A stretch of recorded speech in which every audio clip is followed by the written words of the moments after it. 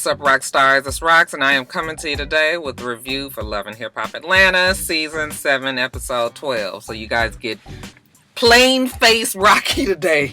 I'm going to get my eyelashes done at lunchtime, so I had to do this shit before work. So I can be fucking with you guys too long today. I got to get to work. Anyway, the review. Was the show all that you wanted? This confrontation that everybody had been waiting on? Did it give you everything that you needed? We're going to talk more about it, you guys. Let's get to it, shall we? Alright, you guys, let's start with the nothing. The nothing would be Mama D. Listen, I think that Mama D has become a labor of love for Mona. I feel like Mona really likes Mama D, but she don't know what to do with her. She done had about 4 different storylines already. First, they was trying to play this angle up with Ernest being on crack, and then it looked like she was going to probably be doing some shit with Karen King, and then I think they decided to introduce Scrappy back in with Bambi once they got married and got, pregnant. They seemed like they kind of added that after the fact, and now Ernest is back. I'm looking at him like, fuck, he don't look like no crackhead to me. Shit. He looked like he almost probably was prison swole at one time. I mean, Ernest has a nice build. He doesn't have that swole no more, but he was a bufferino at one time. You can tell. So did you guys make more of it than it really was? He's back with Mama D. Mama D says that she's decided to give him another chance because, they talked to her pastor and Ernest has swore off that narcotic. I said, well, damn, is that all it take? Swear to the Lord you ain't gonna do it anymore. That's it? Oh, okay. Fuck your 12 steps. You man ain't been on no fucking crack. Anyway, it's the classic Mama D antics. As far as her and Ernest, they're trying to work it out, and she's putting him to the test, making sure that he can take care of her the way she needs to be taken care of. She dinging on the glass, and Ernest's like, hey, ain't gonna be no knocking on no glass around here. I'm your husband. I'm gonna take care of you as such. But don't be thinking you're gonna be ordering me around and making me do all of this shit. Ernest's not quite the same as the Ernest that was fresh out of jail, but I guess them two are back together. Later on, more Mama D antics. Scrappy and Bambi get home from wherever they were, and Mama D got a whole construction crew there.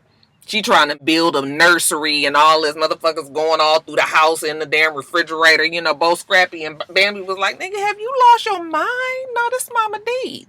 This is the only mind that she has. Y'all having a baby. I gotta get everything ready, Do that at your fucking house, not here. They could have done without all of this. Like I said, Mona don't know what the fuck to do with Miss Mama D. Bambi finally had to put an end to it. Look, I've been letting you get away with a whole lot, but this is the most. And this is enough. It ends here. Get your people, get your shit, and get the fuck on. Okay, Mama D, okay, I'm gonna do it, I'm sorry,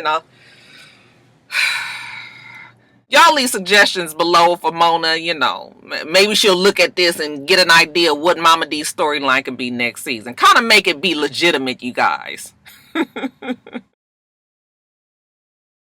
Now we see Just Britt, she done arrived in her town, those are her stomping grounds, woo woo, she got all her, she all dazzled up in her old special ass fancy car, pull up at the jewelry spot, she gonna get her some jewelries, maybe some grills, whatnots. She's pumped up at the jewelry store. She has, remember, invited Tiara to her showing down there in Houston as well. Tiara has shown up at the jewelry store, and she got that damn Jasmine with her. Just Britt was like, I told that bitch, do not bring her to my event. I don't want no drama. This is my hometown. I got business to take care of, and it's later for that shit. I still can't understand why. Well, you know what? I believe that Tiara is in placeholder mode, Like I said, they thought that Shono Scrap was gonna be getting his ass out of jail. Okay, pulled the whole 1-2 on Mona. That nigga ain't getting out of jail. And now you done let Karen King and Tiara back on the show with really no storyline. And so now Tiara has to take on the messy of Jasmine and all her fucked up ass drama just so she can be on the damn show. That's why Tiara say she going so hard. She can tell us whatever she want. I know what the fucking real reason is, but just Britt is sort of annoyed. So anyway, they sit down, they look at the jewelry. Then finally Britt just finally comes out and says, I don't even understand why you here. like, why you need to talk to Rashida so bad at something like this? Jasmine says, I just need to talk to her. You know I got this baby with D-Lo and everything, but it's not, it ain't gonna be on no mess shit. I really just want to apologize. And Britt was like, I mean, that's fine, but you really think that this is the best place when she's having her grand opening? She's gonna have all her people around, and you think that this is the best time to be talking to her about something so sensitive? Jasmine says, well, it ain't never gonna be a right time. Well, this is the worstest wrong time for you to do some shit like this, Jasmine. Just Britt says, well, fine, you do whatever you want, but I want you to do that shit as far away from my event as you can. Now, Houston. So, you know, part of the group already got there. And then we've got Melissa, Carly Red, and Tokyo Vanity on a van. I guess they came the next day or later on that day or whatever. And it's real tense, you know, Melissa over there looking like the last burnt fry in your carton. I was just like, now what the fuck did happen? Nigga, something ain't right with Melissa. She looks terrible. I thought she was a cute little something last season, but I was just like, girl, you either need to eat a burger, we need to, you know, put a little canicolon in here or something. Oh, scruggly ass braids. She need a little chapstick. The child just look under the weather the whole time. Y'all, with me, you gotta pray for Melissa. Anyway, Melissa's like, what the problem is? Why everybody so quiet? Tokyo was like, I can't be fucking with bitches, fake asses and all that. Melissa's like, well, who you talking about? Well, if you don't feel like it's you, who else you think it is? Ain't but 3 of us on this damn bus. Melissa's like, Carly, what you do to this Tokyo? And she was just like, I'm so glad to be away from toxic people. Tokyo was like, I'll tell you what happened. Okay, some shit then went down with Tobias supposedly seeing some other people, and, you know, the bitch did not let me know. Carly was just like, I tried to call her and text her, and Tokyo's like, you a call and text and lie. You know good and damn well you didn't try to, and that's why I don't fuck with your fake ass. Right? I can appreciate a bitch to tell you to your face. Damn. Melissa tells Carly that she needs to apologize, and, you know, Carly throws some old half-ass, didn't mean it apology, and Tokyo was just like, whatever. You know, Melissa was like, that shit wasn't even authentic, genuine, okay, Carly? And she was just like, I tried to apologize, and Tokyo was like, you know what, you can save your breath, because at this point, it's fuck Tobias and fuck Carly. I don't give a fuck. Fuck you. Tokyo ain't got shit to say to Carly Red, and I love it because nobody has talked to Carly Red this way. And I think Carly Red was even taken aback because you know how she normally is when security and tables and club patrons and furniture and everything else is in the way. She ready to fight, but when you got all this space and opportunity on this big ass van, you don't do nothing but keep your ass in your seat with your phone firmly placed in your hand, bitch. You ain't about that life. Tokyo was ready for that ass. You was not. Shows exactly what kind of person Carly Red is.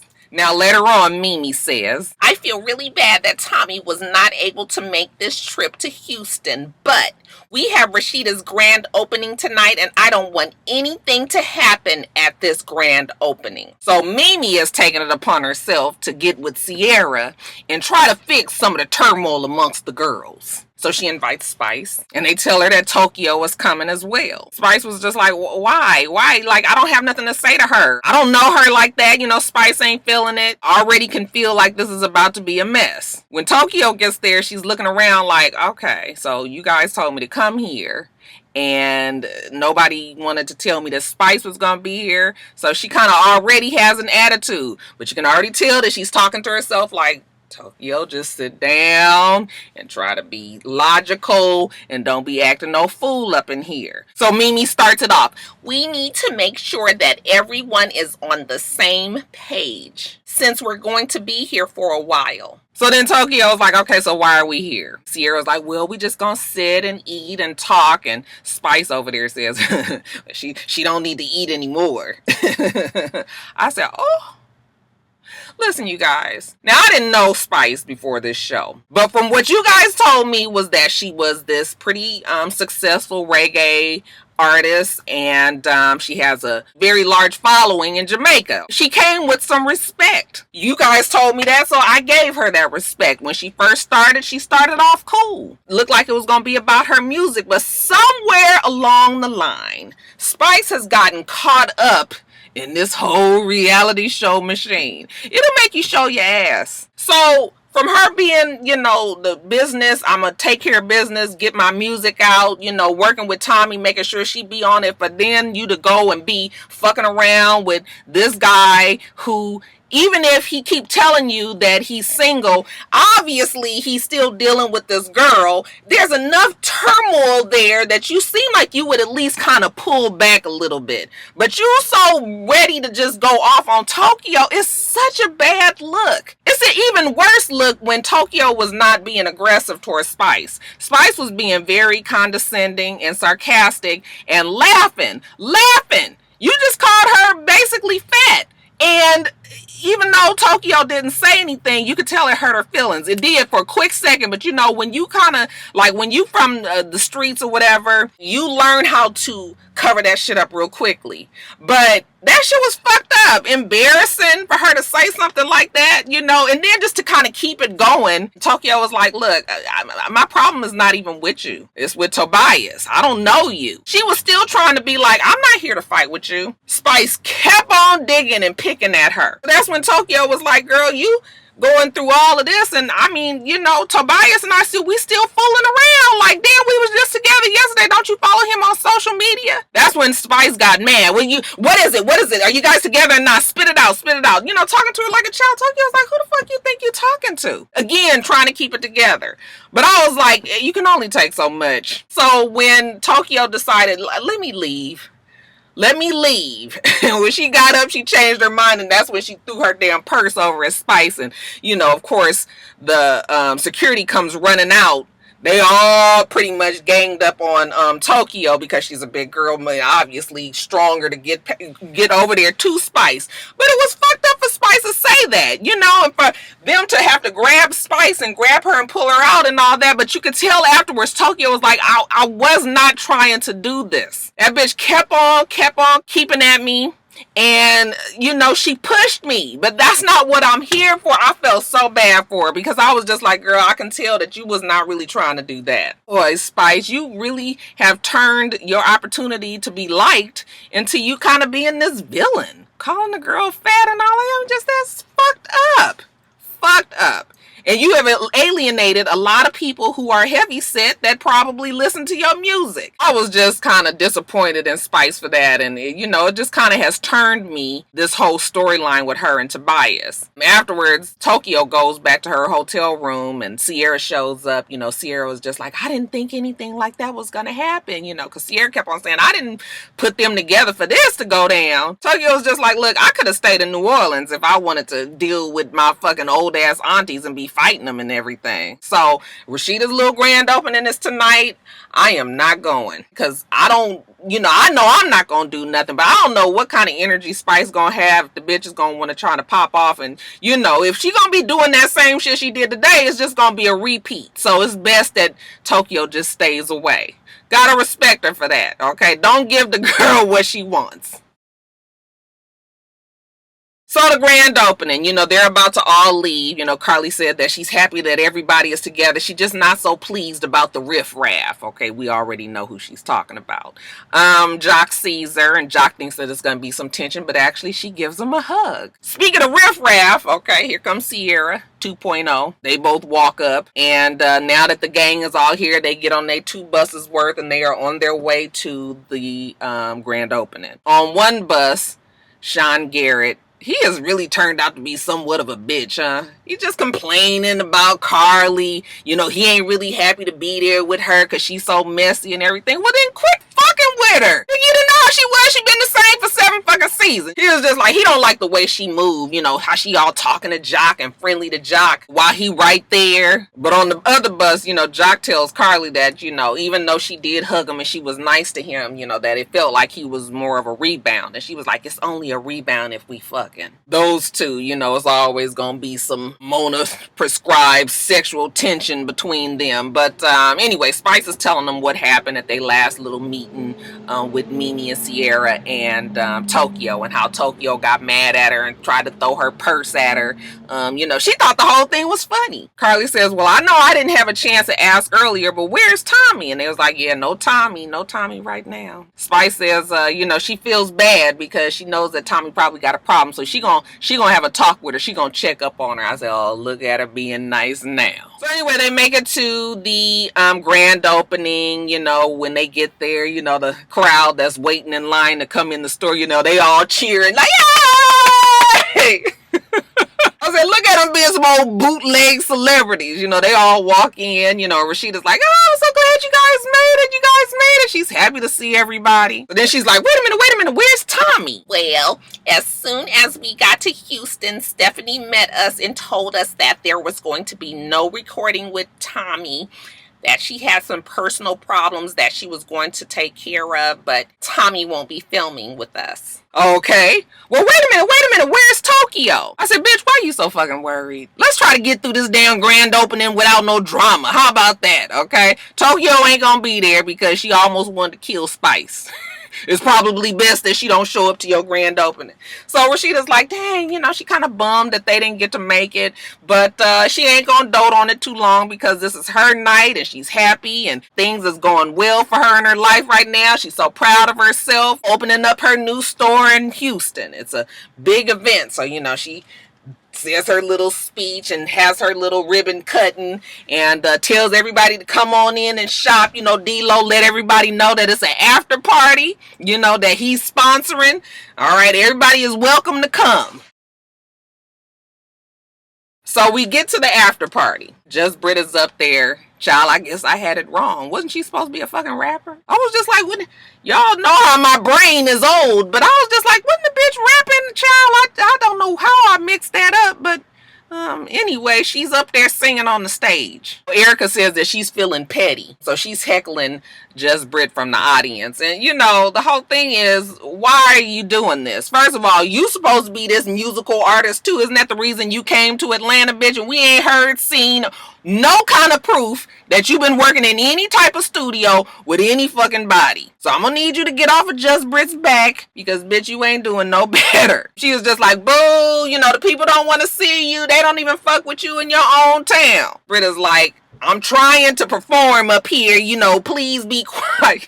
The whole thing is just a mess. That 2.0 is also hating from the audience, she talking about just throw the whole bitch and lace front away. I said, but that bitch with the lace front is up there on stage 2.0. What you gonna do too? Other than fucking Stevie J for these non-existent tracks. Girl, stop it. Afterwards, even though Erica had been picked at Just Brit and everything, what, she ignores her. She comes over to Rashida and D-Lo. They also there enjoying themselves, and she thanks them.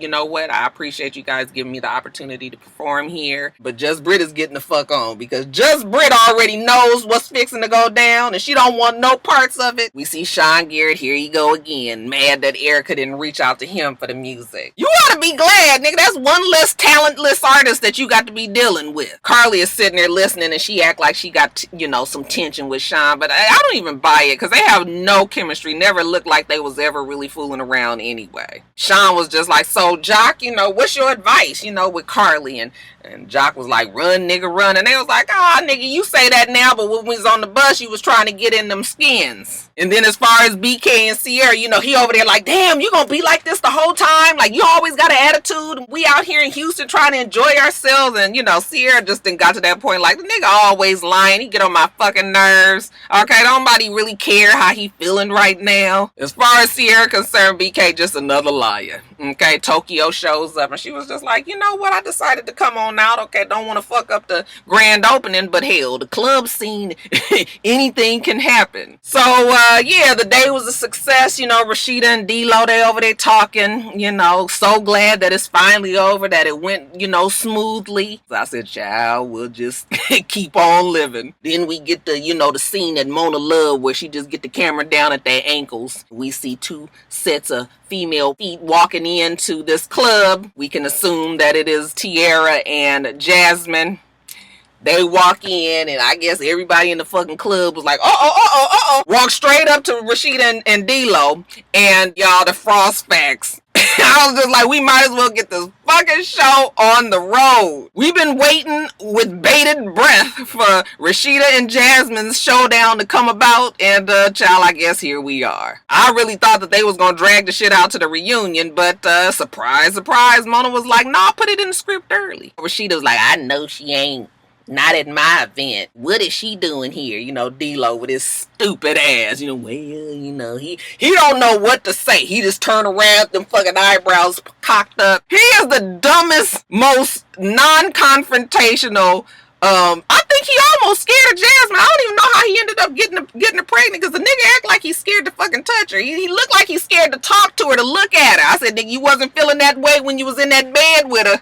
You might have had her bent over at the strip club, child. You know, who knows? Yeah, you know, he just looking like, what are you doing here? She was just like, well, you know, D-Lo, you don't want to handle your responsibilities like a man. You know, I had to come here. And, you know, Rashida was like, okay, wait a minute, hold on. D-Lo, you can go sit down. I was like, what? You know, that nigga couldn't wait to go sit down. Oh, okay. He hurried up and got the hell on.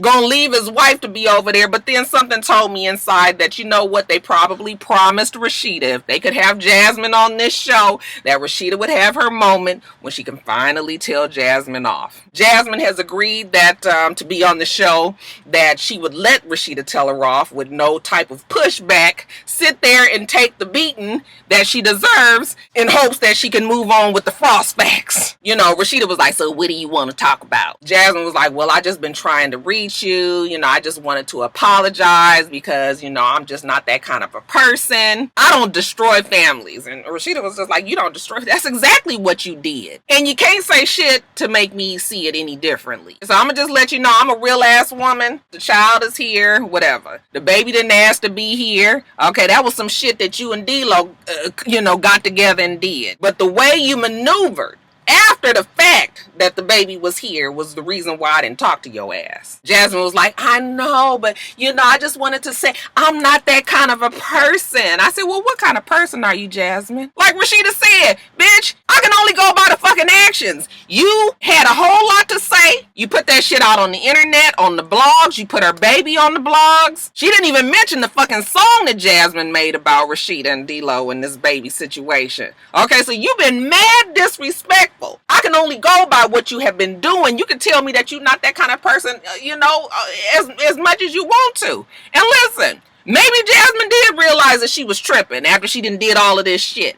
But you cannot expect for Rashida or any of us to believe that at this point, bitch, at this point, it's got to be action speaks louder than words. Right now, we don't give a fuck about you, your feelings. You that had this baby, you thought you was going to come up in here and talk, do what? Do what, Jasmine? Rashida was like, you done showed up at my job, you know, talking to my family. Your ass was malicious in the things that you did, and that's the reason why I can't fuck with you. But whatever, it's between you and D-Lo. I'm not gonna allow the fact that that thirsty ass Tierra brought you up in here to fucking ruin my day, because I've had a fantastic day. I had my grand opening of my second store. Okay, I'm gonna continue to enjoy myself. You have a good day.